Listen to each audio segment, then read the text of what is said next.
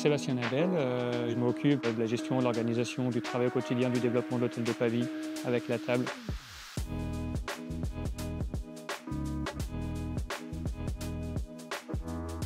J'ai grandi à Roanne, dans la Loire, près de Lyon, dans une famille voilà, un peu fermier, vraiment très proche de l'agriculture. Je connais ce que c'est de se lever, d'aller travailler, d'avoir mal aux mains.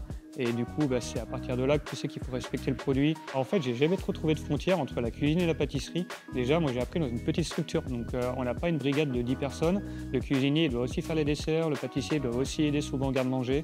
Voilà, en fait, j'ai fait de la cuisine dans les desserts et de la pâtisserie dans la cuisine. Moi, j'ai aucune fierté à dire que l'idée vient de moi, en fait. L'idée, elle peut venir du petit commis, d'un chef de partie, d'un sommelier qui ramène une bouteille d'alcool, qui dit putain les mecs bossez avec ça, vous allez voir c'est génial. Je n'ai pas grand chose à faire, c'est tout naturel. Le matin, déjà chez moi j'ai un grand verger dans mon terrain. Donc déjà là, tu te lèves le matin, tu vas arroser par exemple tes citronniers, ça sent la feuille de citronnier.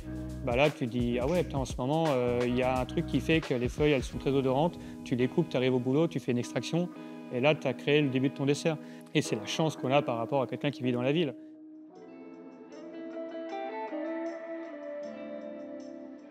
Ce qui est incroyable, c'est que quand on parle de Yannick Aleno, on pense tout de suite à la grande cuisine, voilà, un des pères de la cuisine d'aujourd'hui. Alors que lui, quand il vient, il simplifie les choses. En fait, il va dire vas-y, remonte-moi une figue que tu as ramenée du producteur, il la coupe en deux, il met un grain de fleur de sel, il dit mange là ta figue. Il me dit toujours arrête de faire de la démonstration.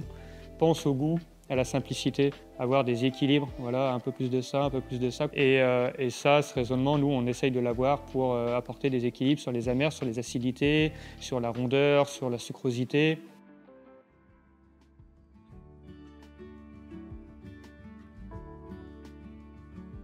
C'est un peu fou parce qu'en plus on se croit jamais légitime, on n'y pense même pas du tout. On se lève déjà c'est pour prendre du plaisir, pour donner du plaisir aux gens et d'être récompensé en étant nominé parmi les trois, je les connais en plus les trois autres. Et c'est des gens pour moi qui sont incroyables et en fait les rencontrer là, c'est des gens, on est pareil en fait, on a les mêmes conversations, ils sont hyper sympas, ils sont hyper humbles.